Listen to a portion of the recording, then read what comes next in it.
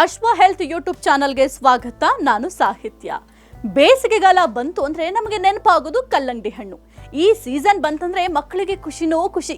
Water melon ದೇಹಕ್ಕೆ ತಂಪು ಅಂತ ಎಲ್ರಿಗೂ ಗೊತ್ತು. ಆದ್ರೆ ಕಲ್ಲಂಗಡಿ ತಿಂತೀವಿ, ಬೀಜನ ಬಿಸಾಕ್ತೀವಿ ಅಲ್ವಾ?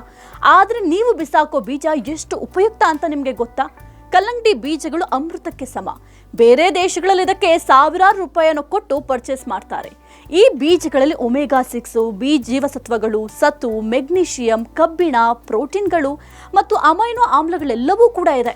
ಮುಖ್ಯವಾಗಿ ಇತ್ತೀಚಿನ ದಿನಗಳಲ್ಲಿ ಹೃದಯದ ಸಮಸ್ಯೆಗಳು ಹೆಚ್ಚಾಗ್ತಾ ಇದೆ.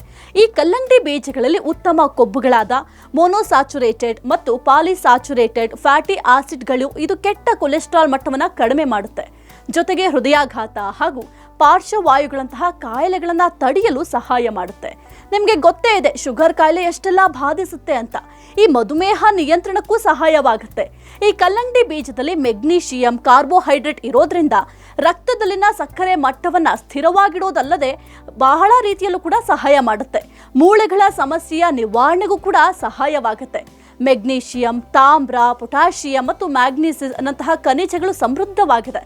ಜೊತೆಗೆ ರೋಗ ನಿರೋಧಕ ಶಕ್ತಿ ಕೂಡ ಹೆಚ್ಚಾಗುತ್ತೆ. ಈ ಕಲ್ಲಂಗಡಿ ಬೀಜಗಳನ್ನ ಪೋಷಕಾಂಶಗಳ ಮೂಲ ಅಂತಲೇ ಹೇಳಬಹುದು.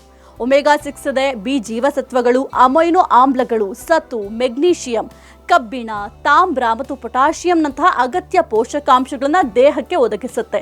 ಸೊ ಮನೆಗೆ ಕಲ್ಲಂಗಡಿ ಹಣ್ಣನ್ನ ತಂದ್ರೆ ಹಣ್ಣನ್ನ ತಿಂದು ಬೀಜಗಳನ್ನ ಬಿಸಾಕದೆ ಒಣಗಿಸಿ ಸ್ಟಾಕ್ ಮಾಡಿಕೊಂಡು ಡೈಲಿ ಇದನ್ನ ಸೇವಿಸಿ ಆರೋಗ್ಯವನ್ನ ಚೆನ್ನಾಗಿಟ್ಕೊಳ್ಳಿ.